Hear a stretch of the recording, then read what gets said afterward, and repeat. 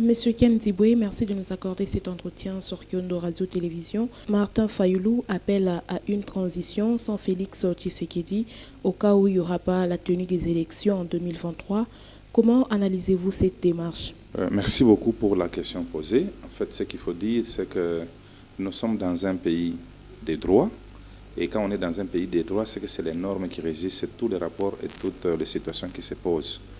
Donc à l'heure actuelle, si Martin Fayoulou demande à ce qu'on ait une transition sans Félix Tshisekedi, c'est qu'on va aller à l'encontre de ce que dit la loi. Rappelez-vous de ce qui s'est passé du temps de Kabila quand on a reporté les élections de 2016 à 2018. La loi est claire, on a demandé à ce que la Cour constitutionnelle puisse clarifier cette disposition-là. On a dit, tant qu'il n'y aura pas des élections, le président reste en exercice jusqu'à ce qu'on organise les élections. Donc je vois mal que Fayoulou dise qu'il faut avoir une transition sans le président de la République. Ça serait aller à l'encontre, n'est-ce pas, de ce que prévoit la loi. En proposant une telle démarche, peut-on dire que l'opposant congolais Martin Fayoulou craint le report des élections, surtout qu'il est parmi les candidats présidentiables? Il craint le report des élections, je ne sais pas, parce que d'autant plus que la CENI a déjà commencé le travail. Peut-être que dans ses analyses, il constate qu'il y aura peut-être report des élections.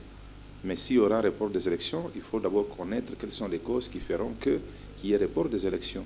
Déjà, je ne suis pas témoin du diable, mais au regard de tout ce que nous avons vécu, vous allez constater que le régime actuel a connu pas mal de problèmes. Déjà en 2019, il y a eu cette situation de Covid. Actuellement, nous avons des sérieux problèmes à l'Est avec les M23 qui envahissent. Ça demande de grosses sommes pour pouvoir faire face à ça. Et l'élection, c'est aussi beaucoup d'argent. Vous voyez, donc quand on essaie de regarder tout ça, on s'est dit, mais tiens, si la RDC ne bénéficie pas de l'appui extérieur pour organiser des élections, c'est toujours possible à ce qu'on reporte des élections. Mais Martin Fayoulou, comme opposant, je crois qu'il y a d'autres stratégies qu'on peut utiliser pour pousser, n'est-ce pas, faire pression sur le régime actuel à organiser les élections. Pour Martin Fayoulou, en cas de glissement, le président du Sénat, Modeste Bahati Lukwebo, prendra la place du président pendant 4 mois pour organiser les élections. Est-ce que cela est feasible? Non, mais en fait, quand est-ce que le président du Sénat remplace le président de la République? Le président du Sénat remplace le président de la République en cas de vacances.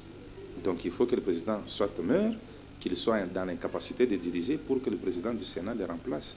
Je ne sais pas où est-ce que Martin Fayoulou nous situe, dans quel État, dans quel pays, où il pense qu'on peut facilement écarter le président de la République pour qu'il soit remplacé par celui du Sénat. Ça ne se fait nulle part. Donc le président est là, tant qu'il est valide, tant qu'on n'a pas encore attesté qu'il est dans les capacités de diriger, donc il reste là, même s'il y a la transition, c'est lui qui est là. Il reste là jusqu'à ce qu'on organise de nouvelles élections. Je crois que c'est une disposition constitutionnelle qui est claire. Bon, je ne sais pas, Martin Fayoulou s'imagine dans quel monde, mais au moins, selon la situation que nous vivons aujourd'hui, qu'il y ait élection ou pas, donc le président qui est là reste en fonction d'exercice jusqu'à ce qu'il sera remplacé par un autre président qui sera issu des élections. C'est ce que dit la loi. Donc on ne peut pas, parce qu'il y a des situations compliquées dans un État où on peut s'imaginer que le président de la République sera écarté pour qu'un autre prenne le règne, d'autant plus que d'ailleurs le président est candidat à sa propre succession.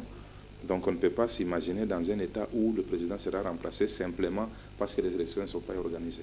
Monsieur Ken Diboué, la radio-télévision Kyondo vous dit sincèrement merci d'avoir répondu à toutes vos questions. C'est moi qui vous remercie pour la confiance.